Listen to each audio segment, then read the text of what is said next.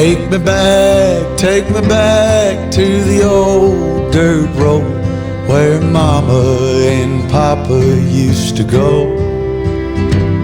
Let's sing all them songs from a long time ago and pine for them old days of yore. Well, let me run through the breeze like the leaves on the trees. Let me fly like the leaves when they fall. Well, let my mind go serene like a cool water stream that runs from the mountain so tall. Oh, take me back down the old dirt road.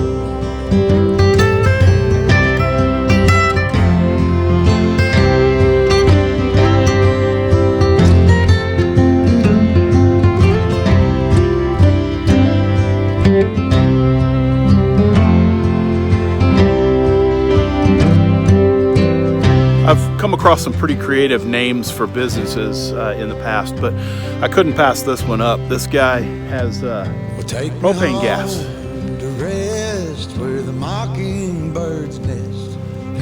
There it is.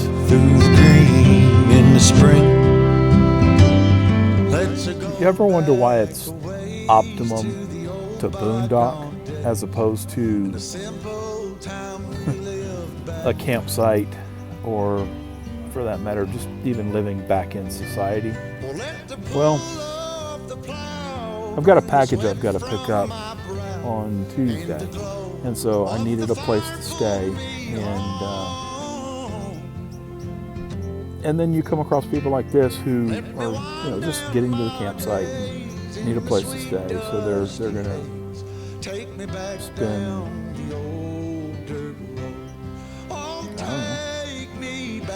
Light's been on for about 5 minutes now. Take me back down the old dirt road.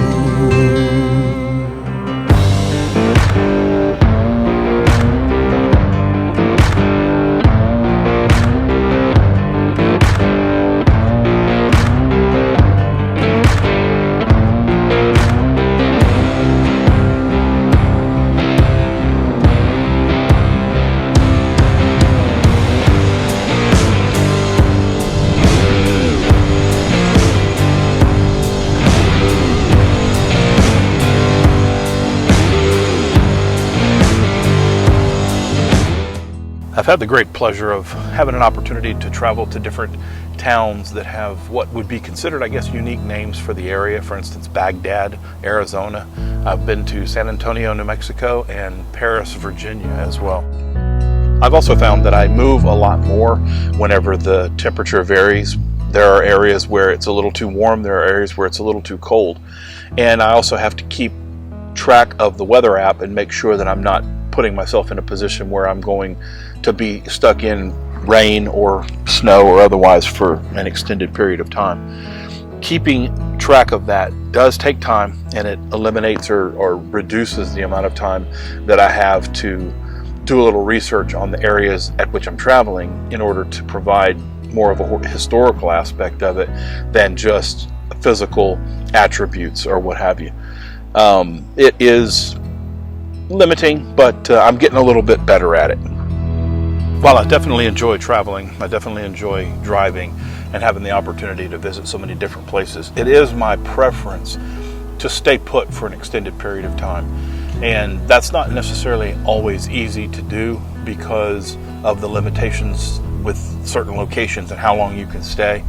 But I'm also getting better at finding spots like the National Forests or the Bureau of Land Management, BLM land, and the areas where you can stay up to 14 days. Now, of course, I can't provision for that long. I could typically only provision for about 5 or 6 days, unless I go heavy on the refrigerated stuff relatively early so that it doesn't go bad, and then I move to something a little more either freeze-dried or canned or otherwise.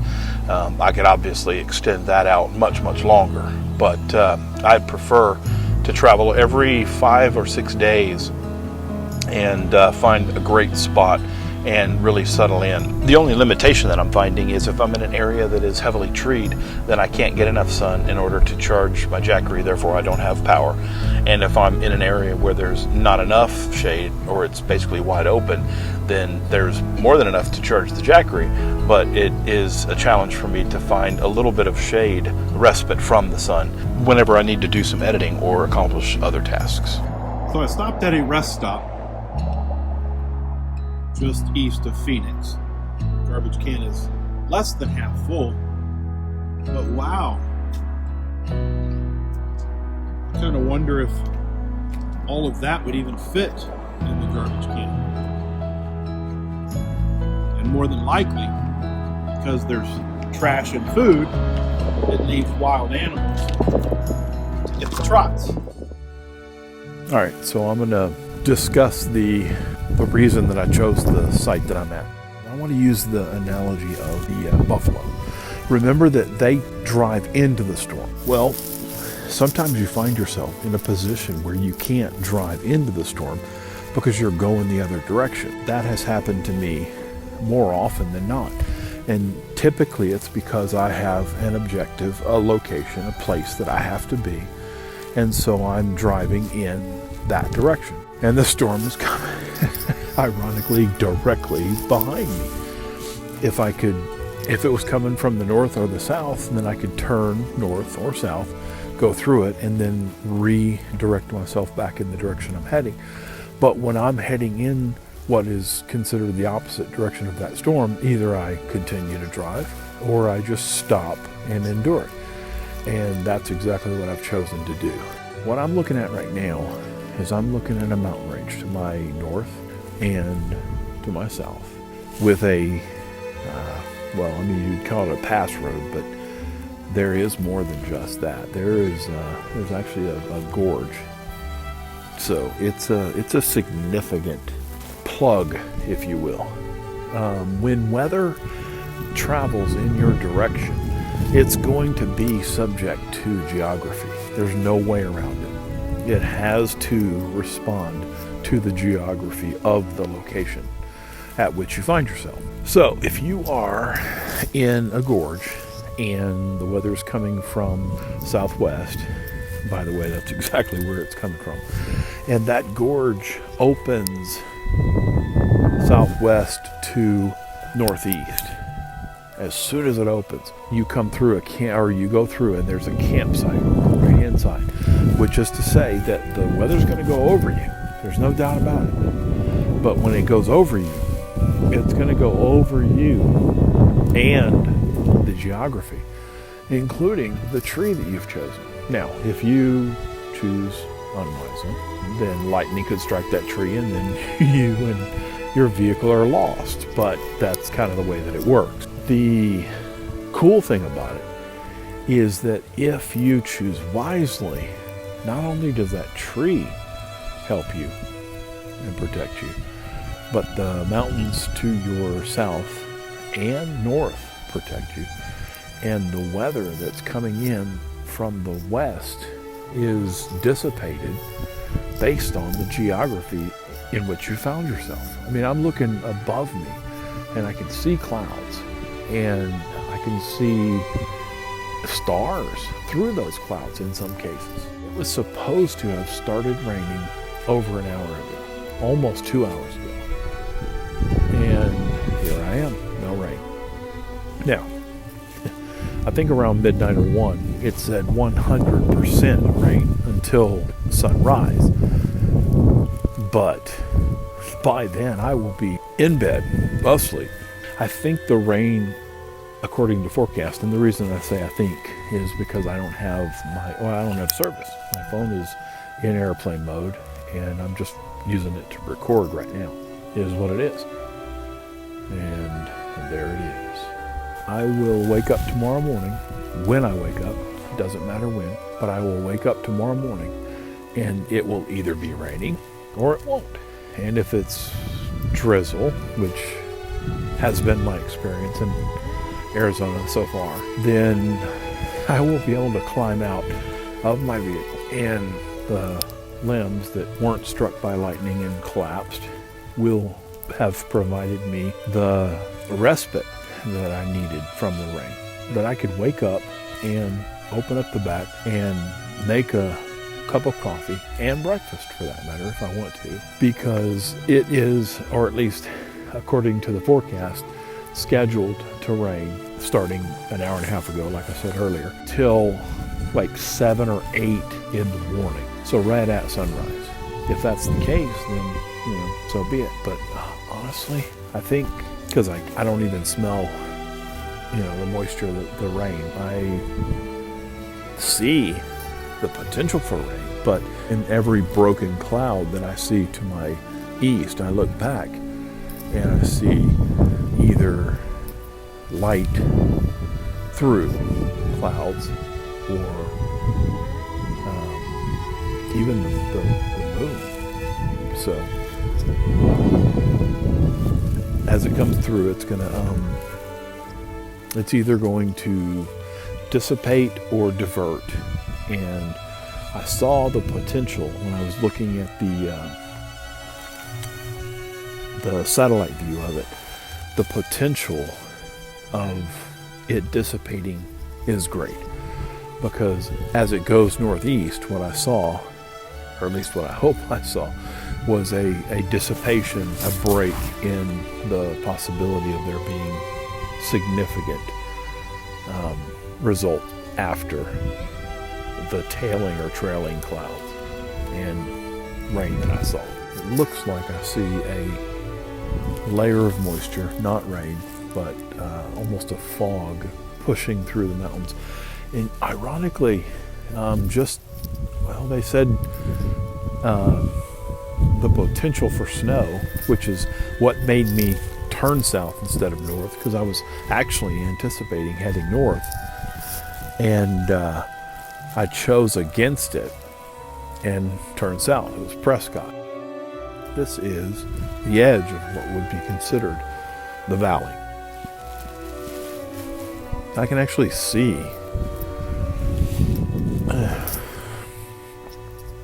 where I'm standing. I can see the valley open up to my east, but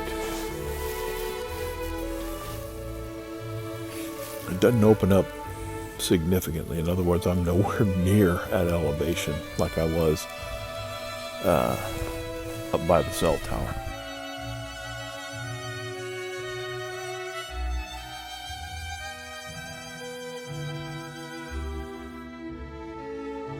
Clouds are thickening, so it definitely looks like it's going to rain. I can still see broken clouds to the northeast.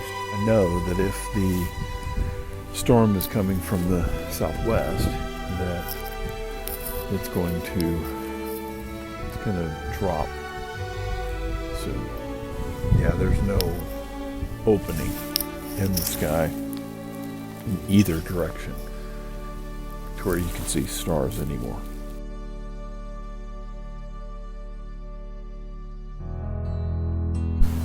Now, obviously, I was able to weather the storm and move a little further down the line.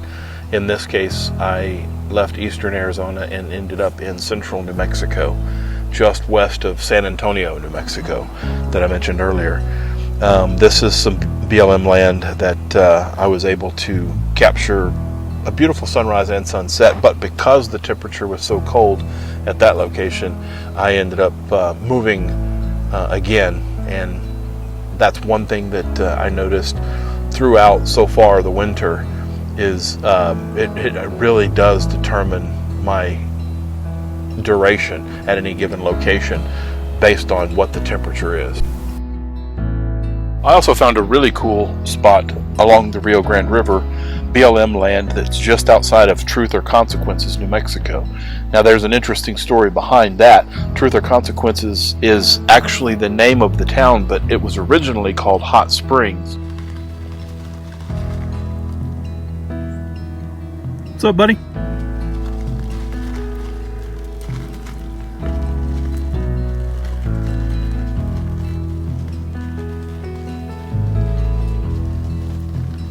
There's something you don't see every day.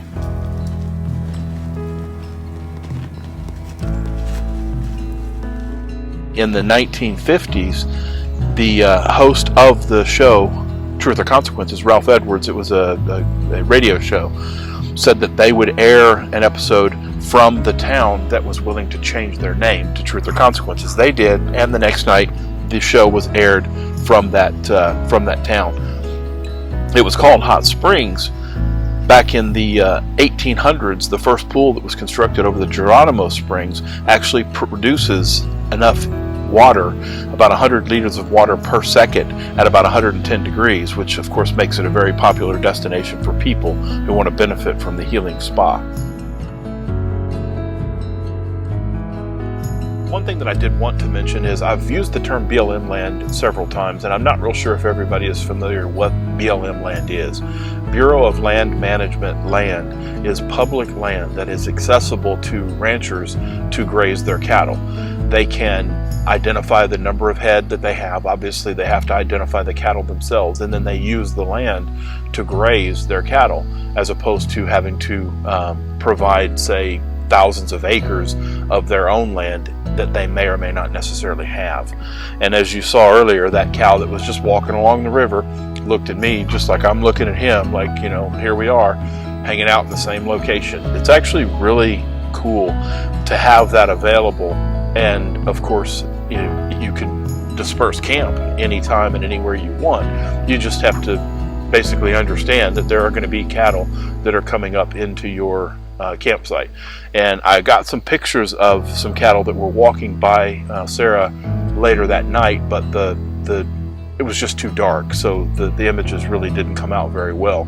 But they were just as, well, actually a lot closer than that cow that was down by the river. They were a lot closer. They were walking right alongside the vehicle, just on the other side of where I was standing.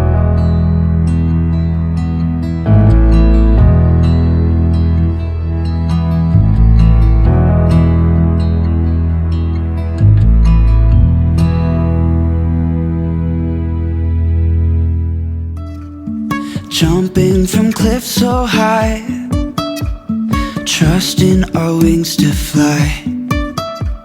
Sometimes we're crashing down, but we get up and start from the ground. And I really wanna know, if I'll ever figure out where the road goes. Even if I'm falling down, I will keep on searching for my highs. You can say I lost my mind, I will keep on holding my head high. Even if the sky is falling down, even if the sky is falling down, yeah. The sky is falling down. All the best, always. Wanna come down to the underground old school? Here's a shovel, can you dig it, fool? Can you dig it?